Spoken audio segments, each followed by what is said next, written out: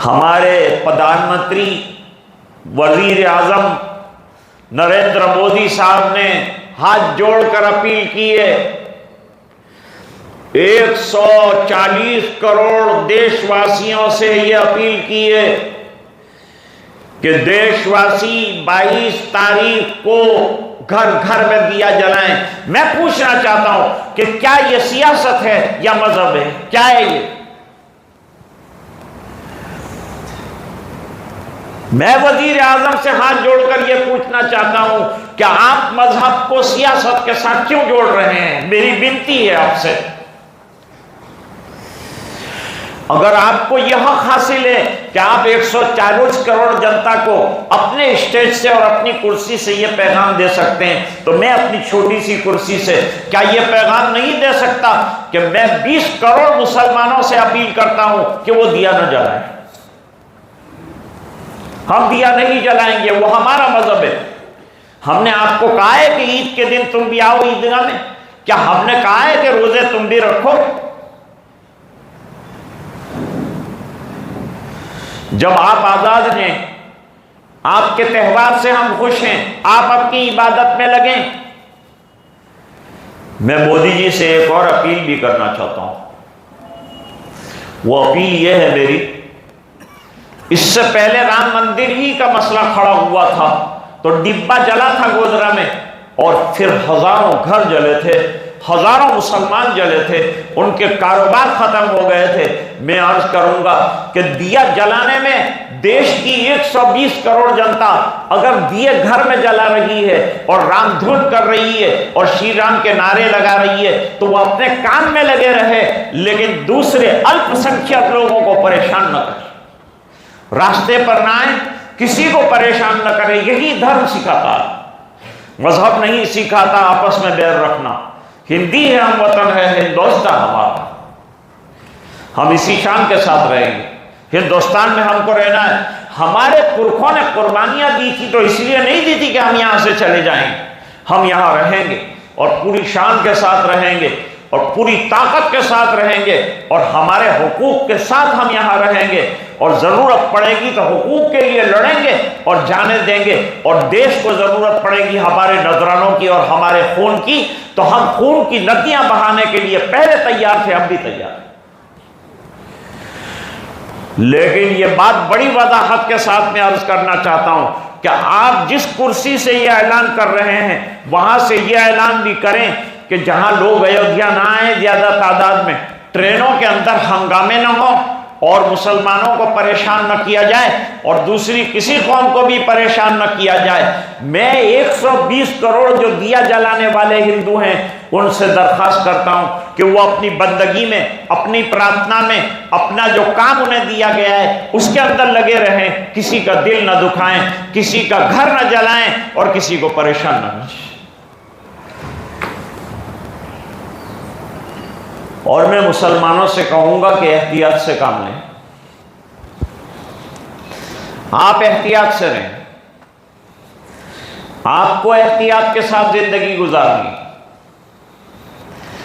एहतियात का मतलब यह है कि इन मखसूस दिनों में लंबे सफर टाल दें, ट्रेनों में सफर न करें। इससे पहले ट्रेनों के सफर से परेशानियां हुई जब ऐसे हंगामी हालात पैदा हुए थे। भीड़ों में न जाएं, जहां गैरों के मजमे बहुत हो वहां न जाएं, अकेले न जाएं, तन्हा न जाएं।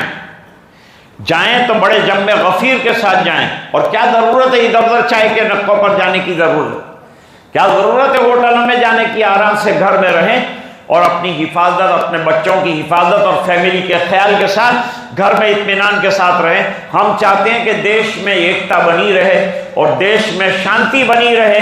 ओम शांति कहने वाले शांति का आह्वान करें। हम चाहते हैं कि मजहब की बुनियाद पर लड़ाइयां न हो। मजहब जो है वो लड़ाइयां नहीं सिखाता। दुनिया का कोई भी अच्छा मजहब दूसरे मजहब का एहतराम सिखाता है, दूसरे मजहब के साथ रवादारी का एहतमाम सिखाता है। लिहाजा उन तमाम चीज़ों को मलहूज़ नज़र रखना पड़ेगा। आज के पैगामात में 3 चीज़ें अहमियत की हामिल है, बल्कि 4 चीज़ों की अहमियत है। मेरी तफसीर तो अभी बहुत लंबी है, अगर चलेगी तो आप परेशान हो जाएंगे, इसलिए मैं लंबी तफसीर और इसकी तफसील में नहीं जाना चाहता। लेकिन आपको आज की सूरत अपील कर रही है कि ईमान वालों, ईमान पर कायम रहो, शिर्क से बरी रहो, दूर रहो। हमको दूसरों की ये मजहबी चीजों में दाखिल होने की शरीयत बिल्कुल इजाजत नहीं देती। लिहाजा एकता का झंडा उठाकर गलत काम मत करना, वरना ईमान से हाथ धो बैठोगे। अपने ईमान की हिफाजत कीजिए। हिंदुस्तान में हमें मुसलमान बनकर रहना है, दूसरों के साथ रहना है, रवादारी रखनी है, अखलाक रखने, अच्छे मामलात रखने, भाईचारा रखना है, सब करेंगे हम। लेकिन इनकी बंदगियां हम नहीं करेंगे, इनकी मंदिर की घंटियां हम नहीं बजाएंगे। और हम नहीं कहते कि आप मस्जिद में आओ, हाँ अगर ईमान कबूल करके आप आना चाहते हैं तो you are welcome all the time, आप हर वक्त आइए, हम आपको खिलाएंगे पिलाएंगे और आपका इस्तेकबाल करेंगे। लेकिन हम आपके मजहब में इंटरफियर नहीं करते, आपको भी हमारे मामले में इंटरफियर करने की शरअन हमको इजाजत नहीं है, तो हम नहीं करेंगे। आज का पहला पैगाम 22 से लेकर अगले 3-4 दिनों तक ऐसे व्हाट्सएप जिससे हंगामा बरपा हो, देश में झगड़े की कोई शक्ल पैदा हो, उससे बचें। ऐसे कोई मैसेजेस न लें जिससे बाहमी इख्तिलाफ की शक्ल पैदा हो। नंबर 3, मजमों में और ख़ास तौर से गैरों के मजमों में न जाएं। नंबर 4, ट्रेनों से सफ़र करने से गुरेज करें। नंबर 5, हाईवे पर भी चलें तो अकेले न चलें, एहतियात से चलें। मैंने भी कई प्रोग्राम मेरे रद्द किए सिर्फ इसी एहतियात की वजह से। हम मोदी जी का एहतराम करते हैं, वेलकम करते हैं, उनके पैगाम को मानते हैं, उनके वज़ीर आज़म होने को मानते हैं।